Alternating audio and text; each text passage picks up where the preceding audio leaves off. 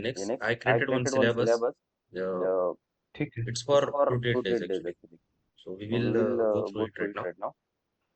शुरुआत ओके, में अभी NX का इंटरफेस शुरू करूंगा कि ठीक क्या है, है, कितने मॉड्यूल्स है।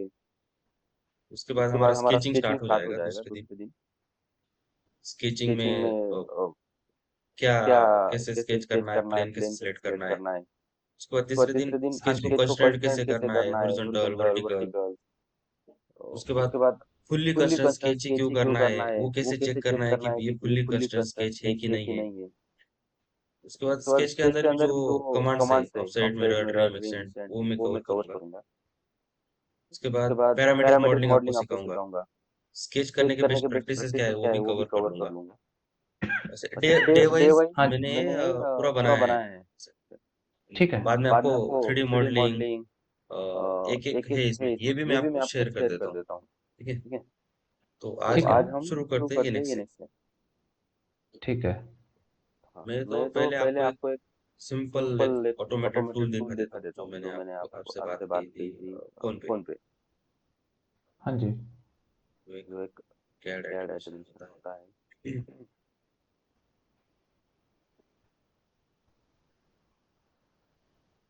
ये एडवांस लेवल का होता है। Right now I have one drawing ठीक है, जनरेटर। ओके,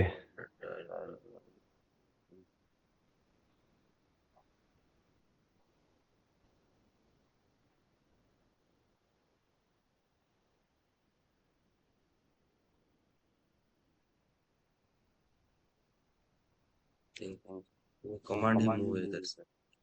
ठीक है, टुमारो मैं आपको दिखाता हूँ। तो अभी स्टार्ट करते हैं। ओके, आपका आपका ठीक NX है। का वर्जन कौन सा है? मैं अपनी स्क्रीन शेयर करता हूँ, एक minute. Okay,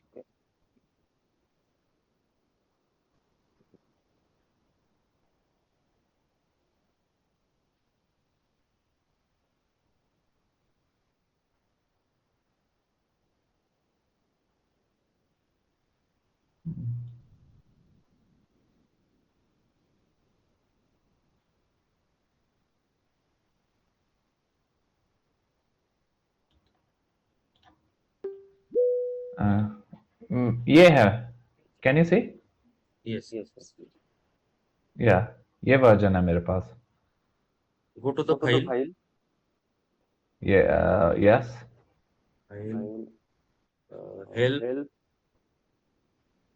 help, and that NX details about NX कुछ तो होगा। General legal information about NX।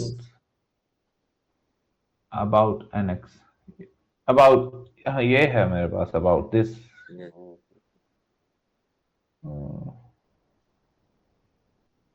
Double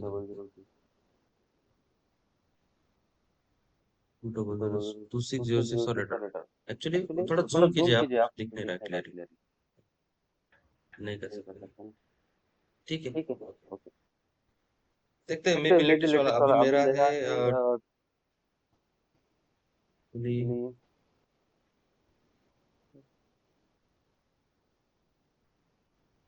1855 build 2900। Okay, save parts can be open in 1847 और लेटर। इससे भी या आगे वाला एक वर्जन आया, वो मैं इंस्टॉल कर लूंगा तो मैच कर ठीक है, सकते हैं। फिर आज इसी पे कंटिन्यू करते हैं। ओके, अभी आप क्लोज कर लीजिए।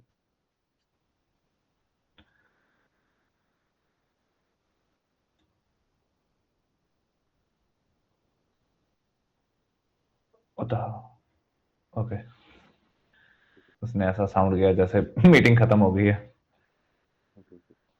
अभी अभी देखिए, ये है NX का विंडो। एक्चुअली मैं पूरा क्लोज कर देता हाँ हूँ। जी,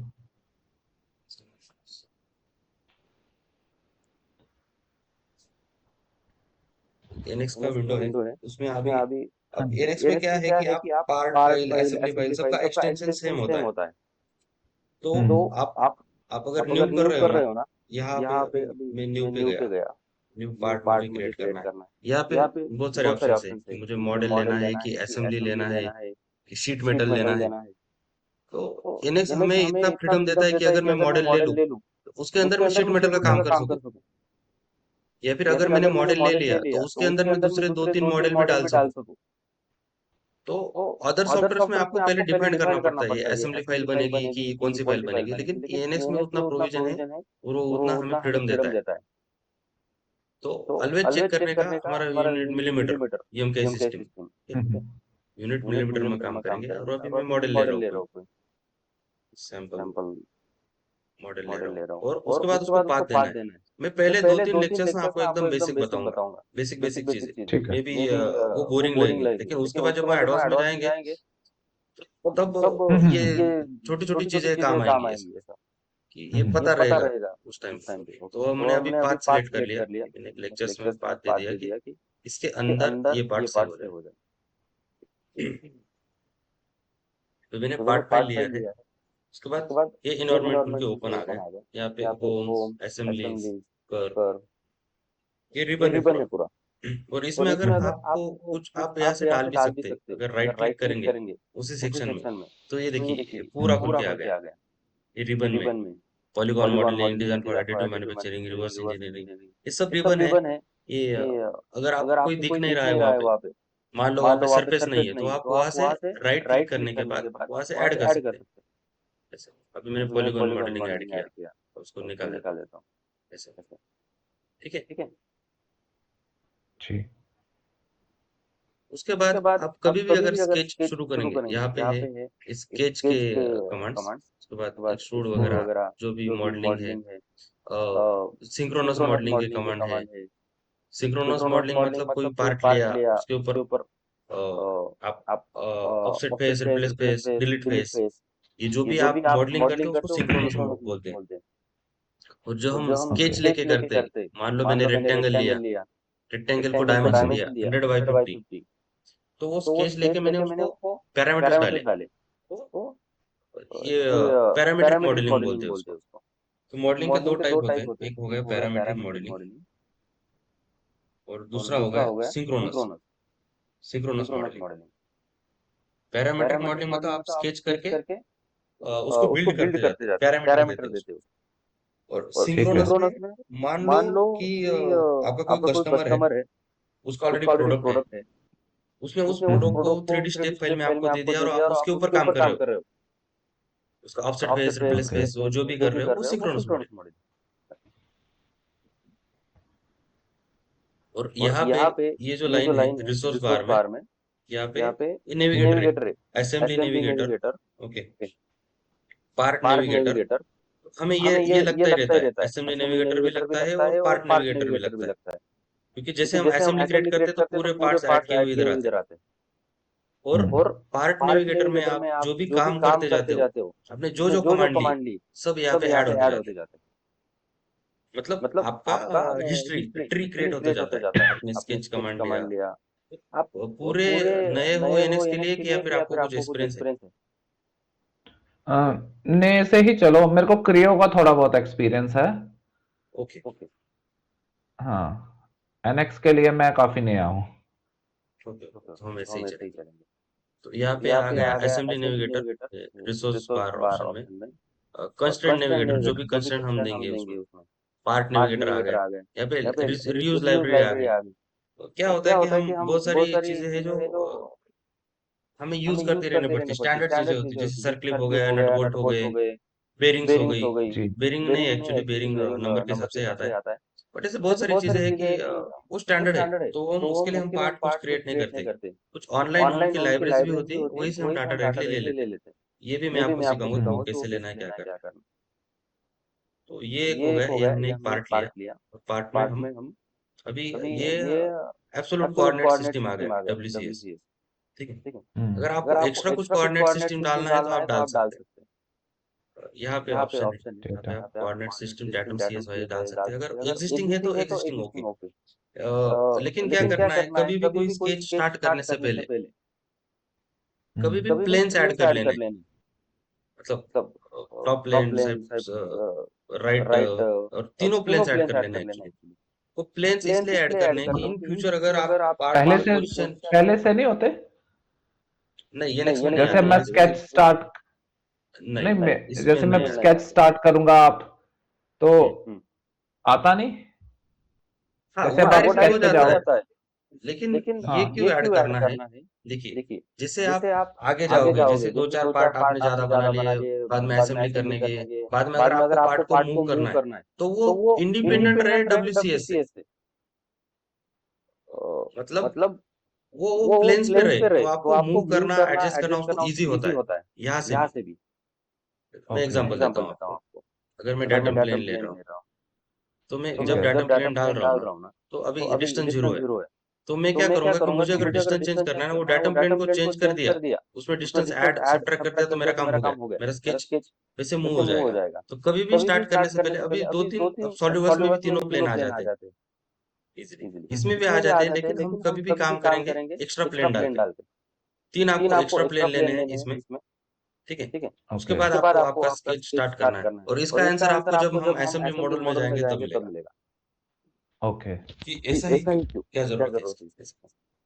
अभी मैंने 3 प्लेन डाल लिए, स्केच करेंगे। अभी देखो आपको ना एक स्टैंडर्ड रखना है कि अभी एक ही प्लेन पे स्केच करना है, जैसे कि अगर जेड डायरेक्शन वर्टिकल तो वर्टिकल ही रखना है। इसका रीजन क्या है ठीक है। कि जब आप किसी कंपनी में काम करने जाते हो, हम्म। तो उसमें ना ज्यादातर एक ओरिएंटेशन से ही ऑब्जेक्ट बनते हैं, तो वो मैनिपुलेट करना या फिर कोडिंग करना आसान जाता है बाद में, कि जेड डायरेक्शन ऊपर है तो वो हाइट का ही डायरेक्शन पकड़ो, असेंबली करने में कंस्ट्रेंट डालने में इजी जाता है। तो ऑलवेज मतलब ऐसे नहीं कि आपको एक प्लेन दिखा उसके ऊपर आपने स्केच शुरू कर दिया, ऐसे नहीं। आपको डिपेंड रहना चाहिए कि ओके, मान लो आप वाटर बॉटल बना रहे हो, उसका बेस बेस प्लेन पे ही बनना चाहिए, जो भी बेस है, और जेड डायरेक्शन में हाइट जाना चाहिए, ठीक है। ओके। तो स्केच में स्टार्ट कर लेता हूँ।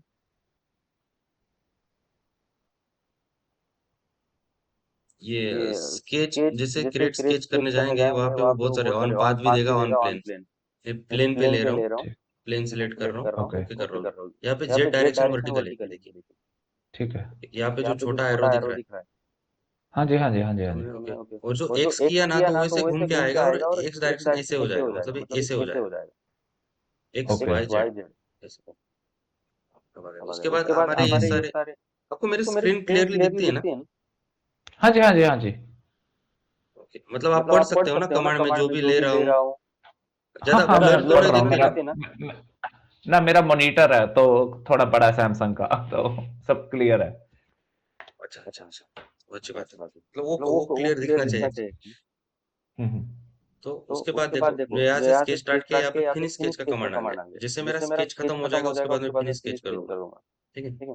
यहाँ पे पूरे मेरे स्केच के कमांड्स है, जो भी है पूरे हैं। और दूसरी एक बात क्या है कि देखिए, आपको ना कुछ स्टैंडर्ड शॉर्टकट रखने हैं, खुद के लिए। मतलब अगर एक्स यूज कर रहे हो एक्सट्रूड के लिए हो, तो कंट्रोल टी कर रहे हो मूव के लिए, वो किस लिए कि देखिए आपको ना बहुत सारे बार आगे जाके सॉफ्टवेयर भी चेंज करने पड़ते हैं। हम्म। कोई कंपनी क्या यूज करती है, कोई कंपनी क्या यूज करती है। तो अगर आपके स्टैंडर्ड, अगर शॉर्टकट डिफाइंड हो खुद के भी, तो आप क्या कर सकते हैं कि आप सॉफ्टवेयर भी चेंज हुआ तो वही शॉर्टकट उस कमांड को डाल के डाल देना, तो आपको इजी रहता है ऐसे।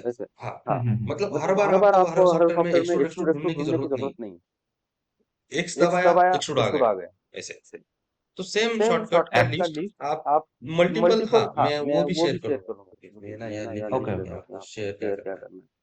सिलेबस, शॉर्टकट लिस्ट, अब मेरा बनाया हुआ है जिसमें कुछ स्टैंडर्ड भी शॉर्टकट्स है, तो एनएक्स पे मैंने उठा लिया, और सेम अभी मैं सॉलिडवर्क्स पे ही काम करता हूँ, तो सेम शॉर्टकट मैं उधर भी यूज कर लेता हूँ। ओके। हाँ, तो आपको शॉर्टकट्स यूज करना है, उससे हमारा टाइम भी बचता है। हर बार कमांड ढूंढना है या फिर सर्च करना है, नहीं, जो बेसिक बेसिक है वो सब शॉर्टकट से ही काम करना हम्म। है। और अच्छा डिजाइनर वो होता है कि जो कम कमांड्स में काम करे। मान लो मैंने आपको एक ऑब्जेक्ट बनाने को दिया, कोई भी ऑब्जेक्ट पकड़ लो, अगर अगर वो 5 कमांड्स में बन सकता है और उसके लिए आप 10 कमांड यूज कर रहे हो, तो इट्स नॉट गुड। जितना हम्म कम कमांड में और जितना क्लियरली डिफाइंड पैरामीटर से ऑब्जेक्ट बने उतना बढ़िया।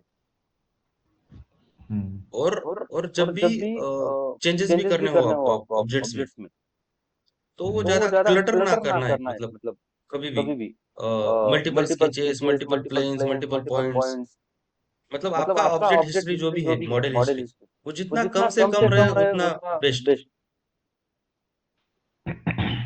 जितना कम समझा। से कम ऑब्जेक्ट हिस्ट्री में आपको यूज करना है, वो डिजायरेबल है एक्चुअली।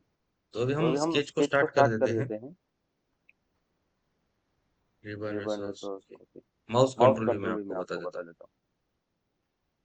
हम्म अगर आप राइट क्लिक करोगे माउस पे, हेलो, हाँ, नहीं, माउस कंट्रोलिंग का मैंने थोड़ा बहुत देखा वीडियो यूट्यूब पे, वो उतना आता है।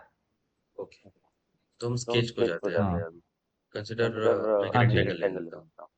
अब जैसे रेक्टेंगल पे गया, उन्होंने मुझे 3 ऑप्शन दे दिए, by 2 point, by 3 point, by centre to corner.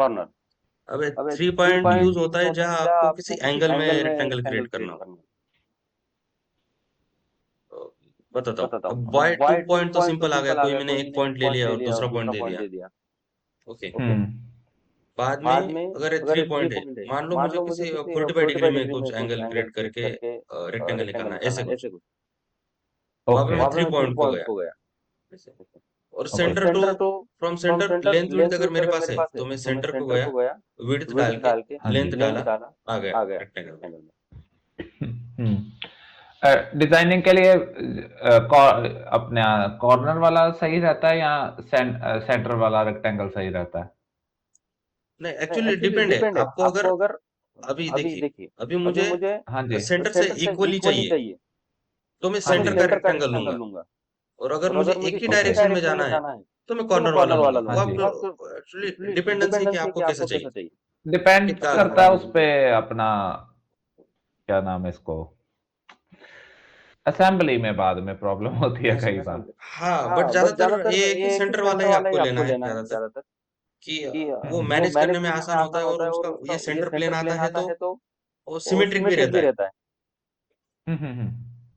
तो सेंटर वाला तो प्रेफर्ड है, बट अगर कहीं पे अगर आपको लगा कि ओके, डिपेंड है, अगर स्केच के किसी पार्ट के अंदर आप एक इतना ही रीजन यूज कर रहे हो और इतने रीजन में कुछ निकालना है, तो आप उसको ले सकते ओके। हो। और पहला तो ये प्रोफाइल था। प्रोफाइल मतलब अ, आपको अगर कंटिन्यूअसली पूरा एक शेप बनाना है तो आप ये प्रोफाइल को यूज कर सकते हो। और मान लो अभी स्ट्रेट लाइन की जगह मुझे आर्क लेना है, तो यहाँ पे ऑप्शन भी, मैं ओके। आर्क पे क्लिक करूंगा। हाँ, आर्क क्लिक किया, बाद में स्ट्रेट लाइन, वो अपने आप स्ट्रेट लाइन हो जाता है। स्ट्रेट लाइन किया, बाद में अगर आर्क लेना है तो फिर आर्क हो जाएगा ऐसे। ये फिर प्रोफाइल हो गया। आपका ऑप्शन क्लिक करना पड़ेगा। ओके। जी, आर्क का वन टाइम आता है, बाद हाँ में हाँ फिर जी, हाँ लाइन जी, का हाँ आता जी। है। और अगर आपको लाइन, उसके बाद सिंपल लाइन, एक ही लाइन लेना है तो ये लाइन का ऑप्शन है। देखिए, ओके। अब जैसे भी हम स्केच करते हैं, कोई भी स्केच करते हैं, या नीचे उसका ये आता है कि sketch is fully constraint with one auto dimension. Auto dimensioning में स्केच फुल्ली कंस्ट्रेंट कभी भी नहीं चाहिए, ओके। कभी भी नहीं। आपको फुल्ली स्केच को खुद ही कंट्रोल करना है, खुद ही डायमेंशन देने हैं। ऑटो डायमेंशन ये क्या करता है एनएक्स, कि एनएक्स बोलता है कि ओके, आपने नए डायमेंशन दिया तो मैं दे देता हूँ। अब ये देखो, ये जो भी ग्रे कलर में डायमेंशन आ रहे हैं ना, ये उसने दे दिए। भले ही मैंने ड्रॉ हाँ किया, जी, बट हाँ मैंने जी। उसको डिफाइंड नहीं किया। मैंने सिर्फ उतने डिस्टेंस पे लाके रख दिया, तो एनएक्स ने वो विदाउट डायमेंशन नहीं रख सकता, तो उसने खुद से डायमेंशन दे दिया, और वो नीचे बोलेगा कि sketch is fully constraint with to auto dimensions. But ये नहीं चाहिए, इसको हम खुद डायमेंशनिंग करेंगे, मतलब इसको एडिट करेंगे या फिर नया डायमेंशन देंगे। इसको एडिट कर लेना है सिंपल। अगर आपको वही वही जगह पे और वही डायमेंशन देना है, तो मतलब अभी ये तो रेक्टेंगल है, इसमें तो सिर्फ लेंथ विड्थ आ गए, ठीक है। हाँ हाँ। तो ये दो ही डायमेंशन हो गए, तो मैं इसको एडिट कर लूंगा। बट समटाइम्स क्या होता है कि आपने हेक्सागोन ले लिया, उसमें आपको स्पेसिफिक डायमेंशन ही देना होता है। बताता हम्म हूँ।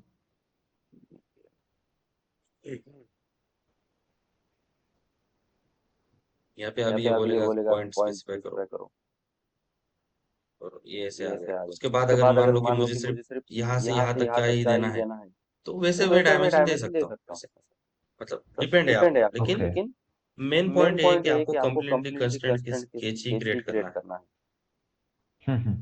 इसका रीजन ये है कि आपका जो भी आप डायमेंशन देते हो, अभी देखिए, जो भी आप आपने यहाँ पे डायमेंशन दिया, ठीक है, ये डायमेंशन देखो कैसे आया, P10 इक्वल टू 6.0।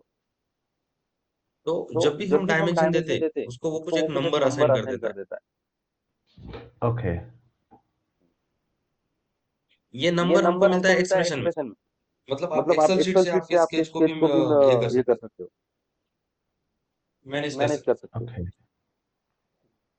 तो ज्यादातर उस डायरेक्शन पे ही काम करना है कि बाद में आपकी चीजें, अभी नहीं लेकिन जब आप कंपनी में जाओगे, आगे जॉब करोगे, तब कि आपका काम बाद में ऑटोमेट हो सके ज्यादातर, या फिर एक स्टैंडर्ड तरीके से फॉलो हो सके, कि आप अगर नहीं हो तो कोई दूसरा भी उसके ऊपर काम कर सके उस तरीके से।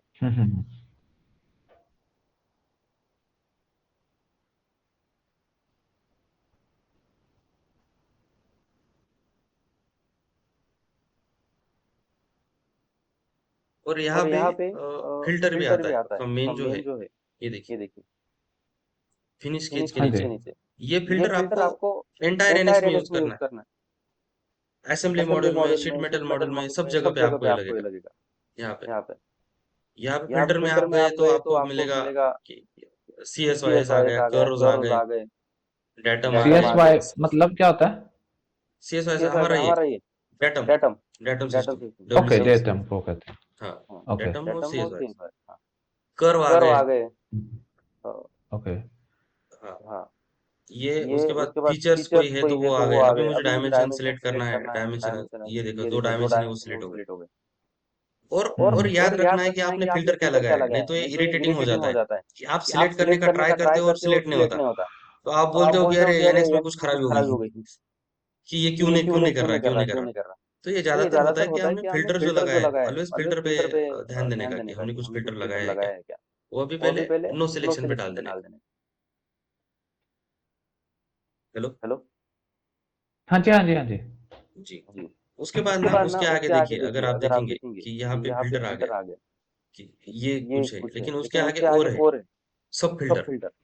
उसमें है कि आपको एंटायर असेंबली में लेना है कि with in work part and component, या फिर विद इन वर्क पार्ट या with in active sketch only. तो ये कब काम आता है कि जब मान लो मैं कोई असेंबली पे काम कर रहा हूँ, तो मैं असेंबली में से हर बार में पार्ट सेपरेटली ओपन नहीं करता। अगर मुझे थोड़े से चेंजेस करने हैं ना, तो असेंबली में ही मैं उस पार्ट को एक्टिवेट कर लेता हूँ। और उस पार्ट को एक्टिवेट ओके। करने के बाद मान लो वहां पे बाकी के भी पार्ट्स है, उनके भी स्केचेस है, मुझे उनसे कोई रेफरेंस लेना ही नहीं है, मुझे उस पार्ट के अंदर ही जो स्केचेस है उनसे ही रेफरेंस लेना है। तो इसके लिए ये लेना पड़ता है with in work part only. Okay. तो ये जो है, ये पार्ट मॉडलिंग में आपको इसकी जरूरत नहीं है, यहाँ पे एंटायर असेंबली चलेगा। लेकिन आप जब असेंबली में जाओगे और असेंबली में कोई पार्ट को एडिट करोगे, तब आपको ये लगेगा कि आप कहाँ से किसको रेफरेंस ले रहे हैं। ये आपको मैं असेंबली में समझा दूंगा। ये सेकंड वाला फिल्टर, ओके। उसके बाद देखिए, मैं अभी एक सर्कल ले लेता हूँ, ठीक है।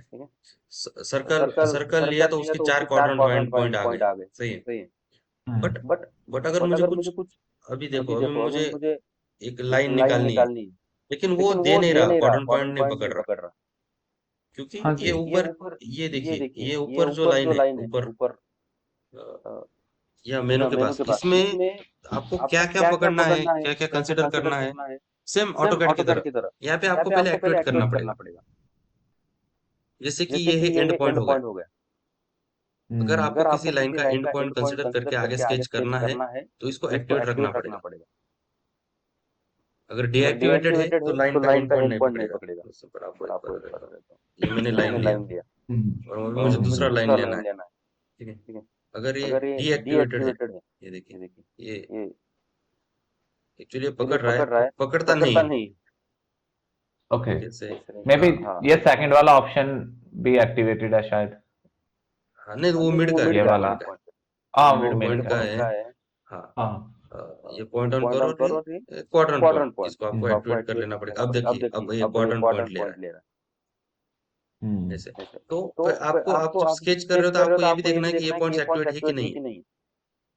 वैसे ओके। अभी ये पॉइंट ऑन करो, मतलब मैं कोई भी इस कर्व पे मैं कोई भी पॉइंट ले सकता हूँ ऐसे, कहीं पे भी। जगह अगर मैं उसको बंद करता हूँ तो ये देखिए, वो मुझे ऑप्शन नहीं देगा कहीं पे भी देने का। ये देखिए, अब मैंने उसको बंद कर दिया है तो पॉइंट ऑन कर्व एक्टिवेट नहीं है। हम्म। लेकिन मुझे वहां पे, ओके। मतलब उस कर्व पे कहीं से भी तो लाइन मुझे ड्रॉ करनी, तो उसके लिए मुझे उसको एक्टिवेट करना हम्म। पड़ेगा। तो ओके। पहले तो हो गया स्केच कमांड्स, इधर जो भी है हम एक एक करके देखेंगे और पूरा। उसके अलावा हो गया कि आपको क्या क्या एक्टिवेट चाहिए उसमें। तो मैं प्रेफर करता हूँ कि पूरे पे एक्टिवेट रहे तो अच्छा है। अब जैसे कि ये हो गया, हाँ हाँ। इंटरसेक्शन का हो गया, जहाँ पे दो कर्व इंटरसेक्ट कर रहे हैं। अगर वहां से आपको स्केच लेना है, कुछ पार्ट क्रिएट करना है, तो आप इंटरसेक्शन यूज कर सकते हो। जैसे सेंटर हो गया, क्वाड्रेंट हो गए, पॉइंट ऑन कर्व हो गया। हम्म। तो ये सब आपको एक्टिवेट रखना है, तो आपको स्केच करने में आसानी होगी। और उसके बाद मैं अगर फिनिश स्केच करता हूँ तो ये देखिए, तो यहाँ पे एक मेरा स्केच कमांड आ गया, पार्ट नेविगेटर में। ये हम्म। डाटम तो डिफॉल्ट था, जो जब हाँ जी, हाँ हमने जी, हाँ ऑन जी। किया गया तब आ गया। उसके बाद 3 प्लेन्स मैंने ऐड किए। हम्म। उसके बाद स्केच ऐड किया। अगर आप इसमें देखोगे तो यहाँ पे करंट फीचर, हम्म। तो एक 3 डॉट है। आप जैसे 3 डॉट को ऊपर करते जाओगे तो वही फीचर एक्टिवेट रहेगा, बाकी के डीएक्टिवेट हो जाएंगे। ओके। ये मूव कैसे होता है? ये माउस से ही क्लिक करने से ही हो जाता है? माउस से सिंपली क्लिक ओके करना है आपको उसके आगे। Okay okay okay.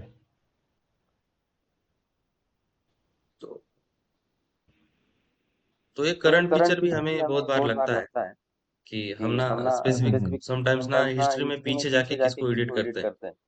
लेकिन ये क्यों हम्म। एक्टिवेट करना है कि देखिए, जब आप मान लो आपके आपने आपके 10 स्केच है एक पार्ट में, 10-20 स्केचेस है और सब डिपेंडेंट है, और आपको कुछ मेजर चेंज करना है और आपको लगता है कि इसकी वजह से मेरे बाकी के स्केचेस हैम्पर हो सकते हैं। तो हम्म। अगर मैं मेजरली डायरेक्टली डबल क्लिक करके उसको एडिट कर दूं, तो वो क्या करेगा, वो बाकी के एरर दे देगा आपको। इसीलिए आपको करंट फीचर पे जाना है, सिर्फ उसको एक्टिवेट करना है, उसको चेंज करना है, और बाद में ऐसे नीचे आते आते आते सब स्केच के इश्यूज आपको रिजॉल्व करने हैं।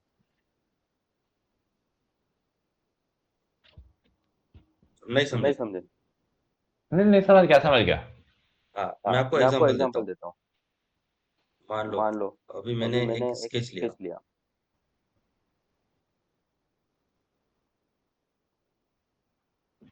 हम्म। सिंपल सर्कल सर्कल सर्कल है, डायरेक्ट नहीं है। ओके। अब मैंने और एक स्केच लिया,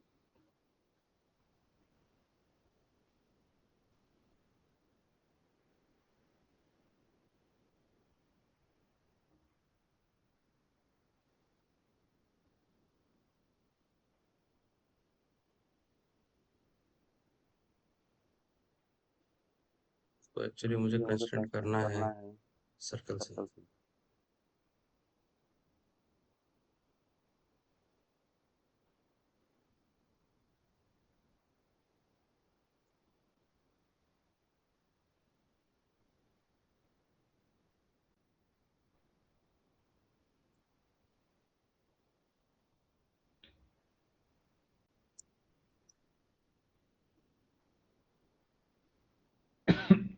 और मैं अभी डायरेक्टली अगर ये सर्कल डिलीट कर रहा हूँ, हम्म।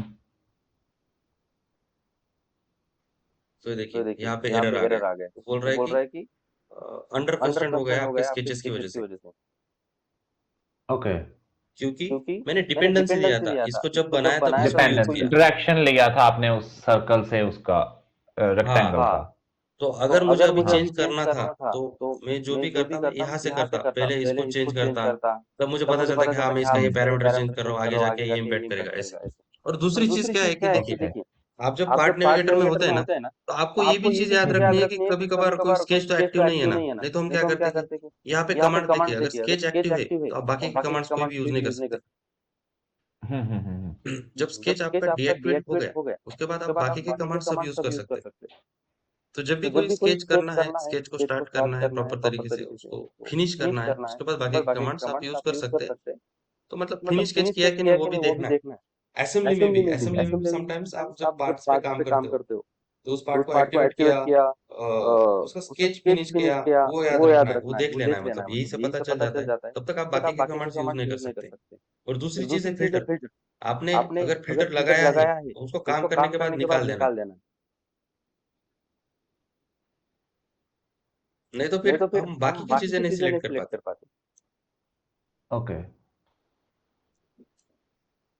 तो फिर मैंने आपको स्केच का एक एक करके बताता हूँ, स्केच के एक एक चीजें अभी। मान लो मैंने प्लेन लिया, ये स्केच फिल्टर वाला निकाला। पार्ट अभी थोड़ा कंफ्यूजन है, बट जैसे हम एग्जांपल से हाँ करेंगे हाँ तो हाँ ज्यादा हाँ क्लियर हो जाएगा, मुझे लगता है। हाँ। और हाँ, क्योंकि और अभी एक चीज करनी है फेमिलियरिटी। कि आप ना राइट डाउन भी करके रखना है। नहीं नहीं, कुछ मैं भी कर रहा डाउट्स है हूँ। ना, हाँ, कुछ भी डाउट्स है ना वो हाँ राइट हाँ। डाउन करना है और मुझे वो शेयर कर देने हैं। और अगर वर्बली भी ऐसे भी हो गया तो ठीक है। और अगर कुछ जैसे आपने अभी कहा कि ये रेक्टेंगल वाला पार्ट मुझे फ्यूचर में क्लियर होगा, तो ये जब तक नहीं नहीं, हमारा क्लास फिल्टर्स खत्म वाला, होता है, फिल्टर्स वाला। हाँ, ठीक है, जब तक हाँ हमारा जी। क्लास खत्म होता है तब तक आपका डाउट भी क्लियर रहना चाहिए, क्लियर हो ही जाना चाहिए। हम्म। तो साइड में नहीं पढ़ना चाहिए। इसलिए जो भी डाउट है लिख ही लेना है, राइट डाउन कर लेना है, उसको हम डिस्कस करेंगे और रिजॉल्व करेंगे। हम्म। अबे प्रोफाइल तो मैंने आपको बता दिया कि आप कैसे प्रोफाइल ड्रॉ हाँ कर जी। सकते हो, और उसमें आर्क भी दे सकते हो। और दूसरी चीज ये है कि जैसे ही हमारा क्लास खत्म होता है, हाँ उस जी। दिन का जो भी कमांड्स हुआ वो उसी दिन प्रैक्टिस कर लेने। नहीं नहीं, वो मतलब मैं अगर, वो मैं करूंगा। हाँ, लेकिन अगर मैंने आप आज आपको स्केचेस का कुछ भी सिखाया है, एटलीस्ट 15-20 मिनट्स आपको स्पेंड करने हैं उस रीजन में। नहीं, वो मैं अदरवाइज क्या करूंगा। होगा कि नहीं तो हम यहाँ आगे बढ़ते जाएंगे और आप भूलते जाओगे ऐसा। तो वो जिस दिन जो सिलेबस हुआ उसी दिन उसको कवर करना है। उसको जी जी। अगर आपको चाहिए तो मैं एक्सरसाइजेस आपको दे दूंगा। मेरे पास है, एक शीट है, उसमें बहुत सारे पार्ट्स है जिसका एक्सरसाइज करना है। तो वो भी मैं आपको शेयर कर देता हूँ। आपको शॉर्टकट देना था, सिलेबस देना था, एक्सरसाइज भी देता हूँ मैं। ओके। स्केचेस का जो भी है। तो यहाँ पे देखिए, और ये प्रोफाइल आ गया, रेक्टेंगल आ गया। अब जैसे मैंने रेक्टेंगल लिया, सेंटर टू कॉर्नर। अब मेरे पास दो तीन ऑप्शन है, जैसे मैंने सेंटर लिया, और जैसे मैंने आगे हाँ जी। माउस को खींचा क्लिक करने के बाद, या विड्थ और हाइट के ऑप्शन आ गए। तो हम्म। पहला तो है कि मैंने ऐसे रख दिया, उसे रख दिया, बाद में डायमेंशन दे रहा हूँ, तो एक स्टेप यहाँ पे ज्यादा हो गया। इससे अच्छा है कि मैं जब रेक्टेंगल ले रहा हूँ, मैं उसी टाइम उसको डायमेंशन दे सकता हूँ। या जो विड्थ 22 आ रहा है, मैंने मान लिया 25, उसके बाद टैब प्रेस करके 50 दबाया, एंटर एंटर। देखिए मेरा ओके। रेक्टेंगल क्रिएटेड है। हाँ। अब यहाँ पे देखिए, यहाँ पे अगर आप देखेंगे तो ये एक डायमेंशन एक्स्ट्रा, ये एंगल का डायमेंशन आया कि इसमें और उसमें 0 एंगल है। तो अगर आप इसको कंस्ट्रेंट करेंगे, हाँ, और दूसरी एक बात, जब भी आप स्केच करते हैं, स्केचिंग का पहला रूल रखना है कि जब डायमेंशन देने जाएंगे स्केच क्रिएट करने के बाद, पहला रूल लगाना है कि उसको आप ज्योमेट्रिक डायमेंशन देंगे। Geometric okay. Dimension first, then उसके बाद आप न्यूमेरिक डायमेंशन देंगे। ज्योमेट्रिक कंस्ट्रेंट आपको देना है, सॉरी डायमेंशन, ज्योमेट्रिक कंस्ट्रेंट, जैसे कि ये देखिए, हॉरिजॉन्टल वर्टिकल, ये मैं सेपरेटली कवर करूंगा, लेकिन मैं क्यों बता रहा हूँ मैं आपको बताता हूँ। ये देखिए यहाँ पे अभी 3 डायमेंशन आ गए, ठीक है। अगर मैं लाइंस को वर्टिकल और हॉरिजॉन्टल कर देता हूँ, अभी मैंने इस लाइन को हॉरिजॉन्टल कर दिया और ये दोनों लाइन को मैं वर्टिकल कर रहा हूँ। अब यहाँ पे रेड आ गए। ये रेड रेड इसलिए आया कि अगर आप नीचे पढ़ोगे, sketch is constraint over constraint geometry, तो उसको मैंने ज्यादा कंस्ट्रेंट दे दिए है। मैं ज्यादा साइड से, ज्यादा डायमेंशंस के, उस डायमेंशन से उस स्केच को मैं कंट्रोल कर रहा हूँ। ये नहीं चाहिए, कंप्लीटली कंस्ट्रेंट ओके। चाहिए, पर ओवर कंस्ट्रेंट कभी नहीं चाहिए। अबे ओवर ओके। कंस्ट्रेंट क्यों हुआ? क्योंकि मैंने अभी उन्होंने क्या बताया कि इस लाइन में और सेंटर से 0 डिग्री एंगल है। ओके, हेलो, हाँ जी, हाँ जी। जी। और उसके बाद मैंने इस लाइन को बोला कि ये हॉरिजॉन्टल ही रहेगी। ये 0 डिग्री एंगल का मतलब ही हॉरिजॉन्टल ही है अभी के लिए। तो इसकी वजह से वो ओवर कंस्ट्रेंट बोल रहा है। तो आप जब भी स्केच ड्रॉ करोगे और वहां पे अगर ऐसे रेड हो रहा है, तो आपको समझ लेना है कि आप एक्स्ट्रा डायमेंशन दे रहे हो। तो अब ओके। देखिए, अब मैं ये डिलीट करता हूँ। अब ग्रीन आ गया, रेड चला गया, sketch is fully constraint, okay. Like that. हुँ, हुँ। तो तो अगर ज्यादा स्केचेस है, अगर अभी ये एक रेक्टेंगल हो गया, अब ये पॉलीगॉन है, तो ये प्रोफाइल ले लो मेरी। इससे अगर मैं कुछ स्केचेस कर रहा हूँ, अगर मुझे पता है कि ये लाइन और ये हुँ। लाइन का डायमेंशन ऑलवेज सेम रहेगा, जी। ये लाइन और ये लाइन का डायमेंशन ऑलवेज सेम रहेगा, तो मैं उस लाइंस को सेपरेट डायमेंशन नहीं दूंगा। अगर उस जी। लाइंस को मैं सेपरेट डायमेंशन दूंगा तो मुझे ऑलवेज दो डायमेंशन चेंज करने हैं जब भी मैं चेंज करने आऊँ। तो हुँ, हुँ, इससे हुँ। प्रेफर वे है कि मैं ज्योमेट्रिक कंस्ट्रेंट में उनको डाल दूंगा कि ये लाइन और ज्योमेट्रिक कंस्ट्रेंट में इक्वल लेंथ में डाल दूंगा कि ये लाइन और ये लाइन का लेंथ ऑलवेज इक्वल रहे, ये ओके। लाइन और ये लाइन का लेंथ ऑलवेज इक्वल रहे। तो इससे क्या किया, इससे मैंने number of dimensions directly come कर लिए। जो 4 डायमेंशन मुझे मैनेज करने थे उसकी जगह मैं सिर्फ 2 मैनेज कर रहा हूँ। सिर्फ 2 स्केचेस को मैनेज करके, मतलब पहली बात तो जब आप स्केच पूरा ड्रॉ करने के बाद आपको देखना है कि कितनी चीजें कॉमन है। पहले तो शुरुआत हुँ, करनी है हुँ। हॉरिजॉन्टल से। कितनी लाइन्स है कि जो ऑलवेज हॉरिजॉन्टल रहेंगी, कितनी लाइन्स है जो ऑलवेज वर्टिकल रहेंगी। तो हॉरिजॉन्टल और वर्टिकल कंस्ट्रेंट पहले दे दिया। उसके बाद कितनी लाइन्स ऐसी है जो कॉमन रहेगा, इक्वल रहेगा, मतलब ये बढ़ रहा है तो ये भी बढ़ेगा, अगर ये बढ़ रहा है तो ये भी बढ़ेगा, ऐसे इक्वल रहेगा। तो वो कंस्ट्रेंट पहले आपको डाल देने। उसके बाद जो बचा हुआ है वो आपको डायमेंशन देना। तो इससे क्या होता है कि आपके स्केच में ज्यादा क्लटर डायमेंशन नहीं आते हैं, क्लीन स्केच दिखता है और एडिट करने में आसानी होती हुँ। है। मतलब आप कभी भी कुछ भी ड्रॉ करोगे ना, तो आपको ये माइंड में रखना है कि अगर हम बाद में इसको एडिट वो करने आए, ज्योमेट्रिकल कंस्ट्रेंट वाला ऑप्शन कहाँ से खोला था? वो उसके लिए शॉर्टकट है सी, सी, ओके। Geometric constraint. हाँ, वो मैं डिटेल में ओके। पूरा एक वीडियो उसके ऊपर ही रहेगा, okay, okay, geometric okay. Constraint मेरे वाला। को लगा वो कहाँ से अब मैं हाँ, कहाँ मैं से अभी ओके, ओके। इसलिए ठीक नहीं है, ठीक है। बता रहा हूँ। Okay, okay, okay. तो और ये पॉइंट भी आप नोट डाउन कर लो अभी, जो स्केचेस के मैं बोल रहा हूँ अपने से। हुँ।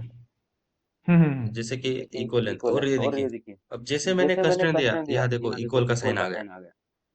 और जैसे हुँ, मैं हुँ, उसके हुँ। ऊपर हॉवर कर रहा हूँ तो वो बोल रहा है कि equal length constraint, equal length constraint, हुँ, इक्वल लेंथ हुँ। कंस्ट्रेंट, ऐसे। तो कंस्ट्रेंट डालने से डायमेंशन कम होता है, हमको कम डायमेंशन देना है, क्लियरली डिफाइंड स्केच क्रिएट करना है, और अंडर कंस्ट्रेंट कभी नहीं रखना है।